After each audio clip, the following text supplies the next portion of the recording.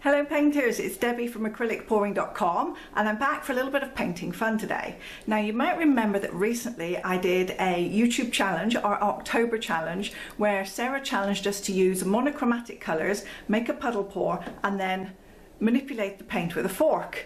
And I made such a mess of that challenge. I had some really good ideas but it just didn't work out. So today I thought, challenge over, no pressure at all. I'm going to try it again. I'm going to use different colours and this time I'm going to get it right. Fingers crossed. So I have this time got a rectangular canvas. Before I used a square and I think it didn't give me enough space between my feathers, so I'm going to do it rectangular this time. I'm also going to make sure I use smaller puddles. So my colours I have, let's get my specs on, burnt umber, burnt sienna and some gold. So I also wanted to do kind of natural colours this time, and I've used a titanium white and added just a couple of drops of yellow ochre so that it's made this nice kind of cream colour. And I've just prepared the edges and the sides of the canvas with the cream paint already. Oops, pop that back in frame. I'm going to zoom you in just a little bit if I can. There we go, you can see a little bit closer up. And what I'm going to do, I managed to find my palette knife at last. Oh, this paint's really thick. Okay, so it's blisteringly hot.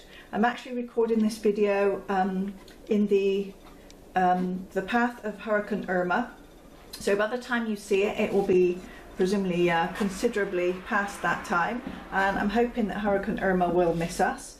So it's blisteringly hot here right now because there's no air, no wind.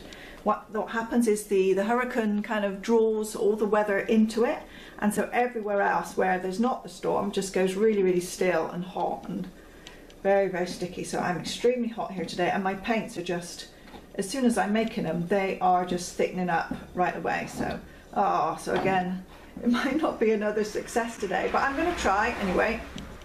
Okay, so I've got my base layer of paint down there, and what I'm going to do is make my 3 puddles. So before I did it with the spoon and I got far too much paint on, so this time I'm just going to do it gently with the stick and hopefully make much smaller puddles. Now in terms of my mix, I've used the paints here, then I've mixed them with 50% of floetrol and a little bit of water, and nothing today has any silicone in. I'm not trying to get cells, I'm going to be using my trusty fork instead. So let me put a few little puddles, and see, I've made some dribbles, okay, and I'm going to try and keep them small because I'm figuring I can always add more paint, but then I made the mistake last time of making them too big and it didn't look good. So is that enough? So again, I'm just not sure. Okay, I'm going to go with it. I can add more. I can add more layers if it's not enough. So let's put this other colour on the top, and I want it to be on the kind of the top side of my blob there, so that it kind of makes the base of the feather. So that's second colour. Now let's put this gold. I'm going to do the same. I'm going to have it kind of up at the top of the blob. Okay, so now I'm going to tilt and we will see straight away whether I've got enough paint or not, because these feathers will either form kind of like a teardrop shape or they will just not go far enough. So let's see what happens. It's a shame I got that little blob there. Okay, they're kind of teardroppy. Does that look feather shaped to you? It looks kind of feather shaped. I think it's good. Keep tipping, because they are going to still spread out a little bit, and I'm going to spread them out with the fork too. So I'm going to keep tipping.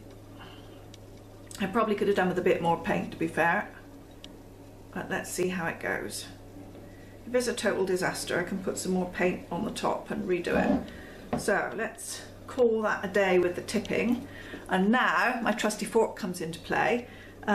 Or should I put a little vein up through the middle first? No, I'm just going to go with what I got, because I can always add more but I can't take away. So here we go with the fork, and I'm just going to kind of pull it out to the sides. Oh, where's my cloth? Where's my cloth? Here's my cloth. And look, the cream's a little bit too thick. I'm going to need to be quite light, I think, with my forking. Let's see. Oh. See, in my mind it looks much better. Do you dream about paint? I dream about paint all the time, and I have these great ideas in my mind about what it's going to look like, and then of course it rarely does. See, this looked far more feathery in my mind, whereas here it looks kind of a little bit heavier than I thought. Oh, nobody likes to watch me do crappy paintings, do they? Nobody wants to watch a fail. When I do bad paintings, nobody watches, and my videos get no views at all. When I do nice paintings from time to time, then I get loads of views, and of course that makes sense. Who wants to see me make a crap painting? Okay, but I'm going to keep going anyway, because you never know. It may look good. Someone may really like this. I mean, there's nothing wrong with it. It just doesn't look how it did in my mind. It looked more feathery, much lighter. Do you know what I mean? Lighter on the edges and more kind of feathery than this does. Maybe my tool is too heavy. Maybe I need a kind of a lighter tool that makes kind of more of a lighter pull out through the paint than this one does. So it's mostly turned out that middle colour. The dark is pretty much hidden, and there's a lot of the gold left too. So I think I can afford to put a bit more on without it going too crazy if I'm a little bit careful. And I'm going to stick with the gold, I think, because hey, I love my metallics. You know, I really love metallics, so I'm going to put more gold. Let's put it all the way, a bit more to the end. Oh, that was a bit heavy. Oh well. Oh, more gold. Yeah. Okay, more gold here. Okay. Now should I try and do some more brown? More of this dark brown, because it got so hidden. If I try and put a little bit along these edges and feather it out into the other colour? Oh, I don't know. It seemed like such a good idea in my mind. But not once it actually got to the canvas.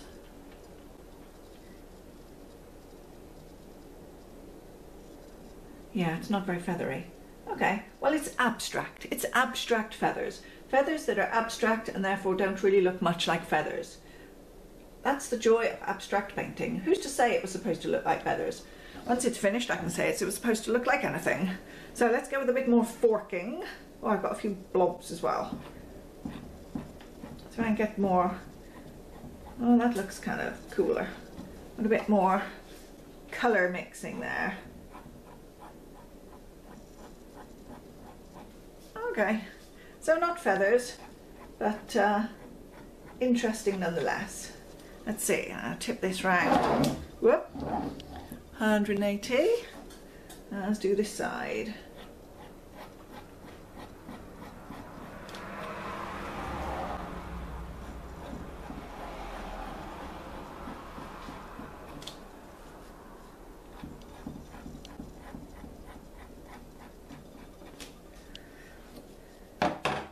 Well, there we have it. My painting is not very feathery, but it's not totally ugly, and it's completely different to anything I've done before. So I think I'll go with it. Should I keep it? I don't know. If only there was a poll. I wish I could do more live videos. I would love to know what you think. I'm not overly impressed. I think the idea is great in my mind to create these feathers, but I'm just not using the right tool. I'm not getting a light enough touch. The bits are too heavy, you know, to create a feather texture. So I'm going to scrape this one again, I think, and call this one another fork fail. Oh, I hope YouTube doesn't mishear that and ban my video. It's a fail with a fork, not a forking fail. Okay. There we go. Thank you very much for watching. I hope you've had fun. I always have fun, and sometimes the things that don't turn out the best are always the most fun anyway. So thanks for watching, and I'll see you again soon.